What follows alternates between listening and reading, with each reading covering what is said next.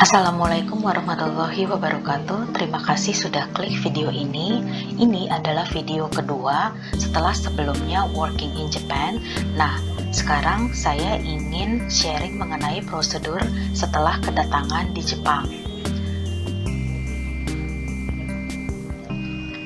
Yang pertama, seperti yang sudah diketahui, saya tiba di Bandara Haneda di Tokyo.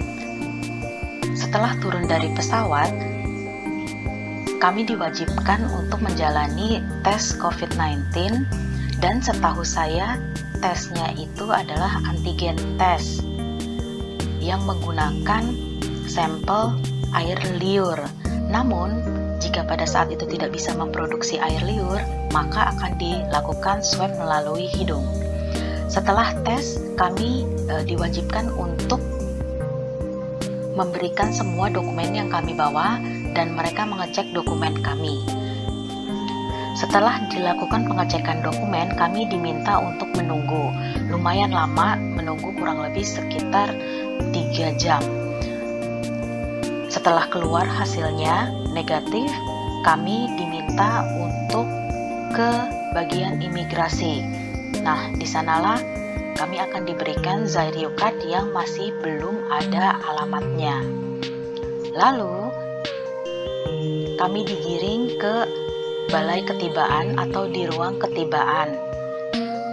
Di situ, bos saya sudah menunggu dan kami menuju apartemen saya. Setelah tiba di apartemen, kami mulai membereskan barang-barang kami, lalu keesokan harinya karantina akan dimulai. Apa saja sih yang saya lakukan selama karantina 14 hari di apartemen saya sendiri? Tidak banyak, kebanyakan hanya tidur, main komputer, dan belajar untuk belanja online. Saya beli beberapa furnitur yang besar. Untuk furnitur yang besar, saya belinya di Nitori. Lalu yang kecil-kecil, saya belinya di IKEA. Semuanya lewat online ya. Dan untuk barang-barang kebutuhan rumah tangga lainnya, saya juga beli di Amazon. Akan tetapi untuk barang-barang elektronik seperti TV, kulkas, mesin cuci itu disediakan oleh perusahaan, jadi saya tidak perlu membelinya. Untuk makanan sehari-hari dan yang lainnya, saya beli melalui online di Itoyokado. Saat masa karantina juga, saya memesan hangko atau ingkang. Ingkang ini sangat diperlukan jika Anda ingin tinggal di Jepang, baik itu untuk belajar ataupun untuk bekerja. Sebenarnya saya sudah mempunyai hangko, tetapi bentuknya berbeda dengan hangko yang dijual di Jepang. Punya saya seperti stem biasa, mungkin bisa dilihat yang warna biru ini gambarnya. Kalau di Jepang ini disebutnya sachihata. Akan tetapi jika ingin membuka rekening tabungan, kemudian mendaftarkan ingkang ke Shiakusho atau Kuyakusho, yang diperlukan adalah ingkang yang seperti ini. Setelah karantina 14 hari berakhir, hari berikutnya saya diminta untuk melakukan medical check up. Ini diwajibkan oleh perusahaan saya dan tentunya di-cover oleh perusahaan saya biayanya. Di siang harinya saya pergi ke Kuyakusho atau Shiakusho. Untuk kasus saya ke Kuyakusho. Saya membawa Zairyu Card yang diberikan di imigrasi tadi, lalu saya juga membawa paspor saya. Di sini saya diwajibkan untuk melapor bahwa saya sudah pindah ke apartemen ini dengan alamat ini. Selain melapor, saya juga diwajibkan untuk daftar Nenking. Untuk yang sekarang, yang perlu didaftarkan adalah Kokumin Nenking. Lalu, karena saya masih belum memiliki pendapatan, saya juga diminta untuk mendaftarkan Kokumin Nenking Menjo. Kokumin Nenking Menjo ini dilakukan jika memang tidak mampu untuk membayar nengking karena belum memiliki penghasilan. Setelah itu, saya juga mendaftar Kokuming Kengko Hokeng atau asuransi kesehatan nasional, dan pada saat di tempat saya juga mendapatkan langsung kartu Kokuming Kengko Hokengnya.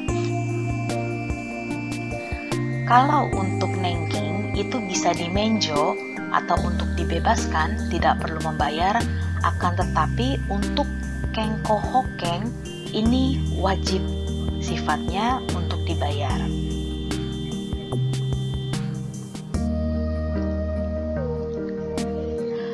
Keesokan harinya, pada pagi hari saya langsung menuju bank terdekat, dan untuk sekarang ini saya membuka rekening di Japan Post Bank. Yang dibutuhkan adalah paspor, Zairyu Card yang sudah ada alamatnya di belakangnya, lalu hangko. Prosesnya lumayan sekitar 1 jam, dan pada saat itu saya langsung mendapatkan buku rekeningnya. Untuk kartu ATM-nya sendiri akan dikirimkan secara terpisah melalui pos yang nantinya harus langsung diterima oleh saya sendiri, tidak boleh orang lain atau diwakilkan. Setelah membuka rekening, saya mencari SIM card untuk mobile data saya.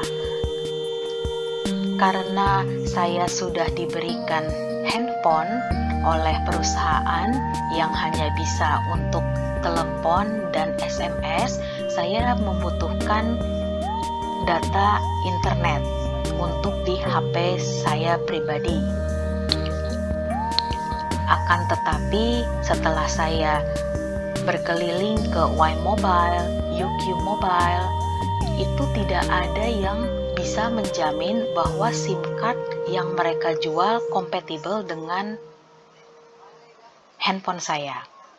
Akhirnya, setelah saya mengunjungi GTN Mobile yang ada di daerah Okubo, saya meminta mereka jika memiliki contoh SIM card, saya ingin mencobanya di handphone saya, dan mereka punya. Setelah saya coba, alhamdulillah nyambung dan kompatibel dengan handphone saya. Oh iya, di GTN ini mereka juga memiliki staf berbahasa Indonesia, jadi sangat memudahkan sekali pada saat menandatangani kontrak SIM card dengan GTN. Di saat yang sama, mereka juga menyarankan saya untuk apply kartu kredit namanya GTN EPOS Credit Card. Sebelumnya saya sudah baca-baca, apply kartu kredit di Jepang itu tidaklah mudah, dan yang paling mudah pun itu butuh waktu. Setidaknya harus tinggal terlebih dahulu selama beberapa bulan di Jepang, baru bisa apply kartu kredit, dan sangat kecil kemungkinannya untuk di-approve. Akan tetapi di GTN EPOS Credit Card ini itu luar biasa sekali. Hanya dalam waktu 1 minggu permohonan kartu kredit saya langsung di-approve. Setelah itu saya juga coba apply untuk SBI Remit. SBI Remit ini sama seperti Kyodai Remittance atau seperti aplikasi TransferWise, yaitu menyediakan jasa pengiriman uang ke Indonesia. Dokumen-dokumen yang dibutuhkan pun tidak terlalu sulit. Saya sebagai sender hanya perlu mengirimkan Zairyu Card, fotokopinya depan belakang, lalu my number. Nah, my number ini bisa disusul di kemudian hari. Sedangkan untuk penerimanya di Indonesia, dokumen yang diperlukan hanyalah buku rekening bank, itu saja. Prosesnya pun tidak lama, hanya sekitar 1-2 minggu sudah datang kartu remitnya seperti ini, dan langsung bisa dipakai untuk mengirimkan uang 2-3 hari kemudian setelah diterima. Hal berikutnya yang saya lakukan adalah melapor ke Kemlu.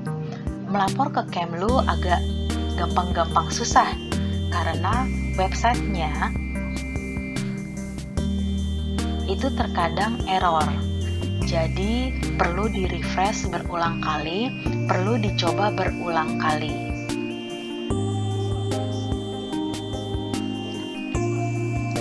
Akhirnya setelah 1 minggu dari medical check up, saya resmi masuk kerja.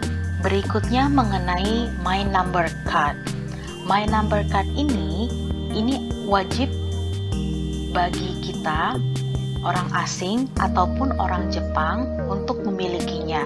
Ini terkait dengan perpajakan yang ada di Jepang. Sekitar 3 minggu setelah kunjungan saya dari Kuyakusho, saya mendapat surat seperti ini. Nah, nanti setelah mendapatkan surat seperti ini, harus mendaftar online My Number melalui website ini. Sebulan setelah mendaftar, nanti akan dikirimkan My Number Card Notice atau Kojinbango Kado Koufutsu Shisho seperti ini, atau bentuknya seperti lembaran A4.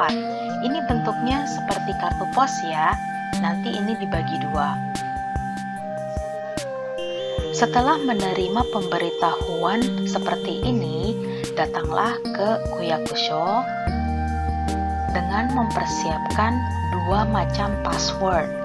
Nah, password yang pertama terdiri dari alfabet dan angka, dan password yang kedua adalah 4 digit angka. Nah, kurang lebih seperti ini bentuk My Number Card-nya, dengan maskot My Number Card bergambar kelinci dan dengan dasar berwarna pink. Sekarang tentang Nenking. Nenking adalah dana pensiun. Kurang lebih Nenking My Number itu dokumen-dokumennya datang di waktu yang hampir bersamaan. Kuyakusho nanti akan mengirimkan Nenking Techo yang seperti ini bentuknya, dan juga mereka akan mengirimkan Kokumin Nenking no Fusho atau tagihan untuk Kokumin Nenking. Nah, ini bukunya ini disimpan, akan tetapi untuk tagihannya ini dibiarkan saja. Nanti setelah 1 atau 2 bulan kemudian akan datang Kokumin Nenking Hokenryo Menjotsu Shisho, yaitu surat pemberitahuan pembebasan Nenking. Yang berikutnya mengenai Kenko Hoken atau asuransi kesehatan. Nah, sama seperti Nenking, nanti akan datang tagihan Kokumin Kenko Hoken. Lagi-lagi disimpan saja. Nanti dari perusahaan akan diberikan Kenko Hokensho atau Hihoken Shasho yang bentuknya seperti ini. Jika sudah mendapatkan Kenko Hokensho dari perusahaan, bawalah Kenko Hokensho tersebut bersamaan dengan Kokumin Kenko Hokensho ke Kuyakusho. Di sana nanti ajukanlah permohonan untuk pembatalan Kokumin Kenko Hoken. Nanti beberapa minggu kemudian akan datang tagihan kedua dari Kokumin Kenko Hoken ini. Nah, tagihan kedua inilah yang harus dibayar. Sampai di sini dulu. Sekian, terima kasih. Wassalamualaikum warahmatullahi wabarakatuh.